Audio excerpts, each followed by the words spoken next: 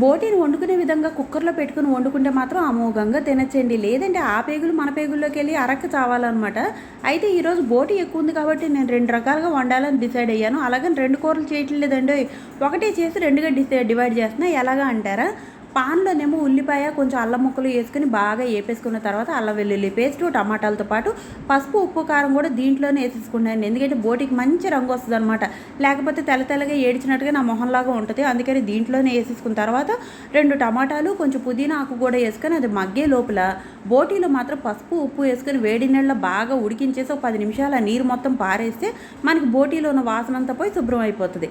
ఆ బోటీ వేసేసుకున్న తర్వాత దాంట్లోనే ధనియాల పొడి, మటన్ మసాలా, గరం మసాలా, కొంచెం వాటర్, 2 పచ్చిమిరపకాయలు వేసుకొని దాదాపు 15 విజిల్స్ తెచ్చుకున్నానండి. ఎందుకంటే ఈ లోపల ఉడికితే మాత్రం బోటి కూడా ముదురుగా ఉంది, ఉడకదు. తర్వాత మనం మనమే ఇబ్బంది పడాలి. ఇంకా ఫైనల్గా ఉడికిపోయిందని అనుకున్నాక ఉప్పు వేసుకొని దానిపైన కొత్తిమీర చల్లుకొని సగం కూర అయితే పక్కన పెట్టుకున్నా. మిగతా సగం కూరలోని నేను ఆల్రెడీ ఇందాక గోంగూరలో పచ్చిమిరపకాయ, ఉల్లిపాయలు, ఉప్పు, కారం, పసుపు వేసుకొని బాగా మగ్గబెట్టుకొని మిక్సీ చేసుకొని పెట్టుకున్నాను. ఆ పేస్ట్ కూడా వేసి కలిపేసుకున్నా. ఫైనల్లీ బోటి గోంగూర రెడీ అయిపోయింది, బోటి టమాటా రెడీ అయిపోయింది. టేస్ట్ మాత్రం అదిరిపోయింది. మీకు కూడా నచ్చితే లైక్ చేయండి.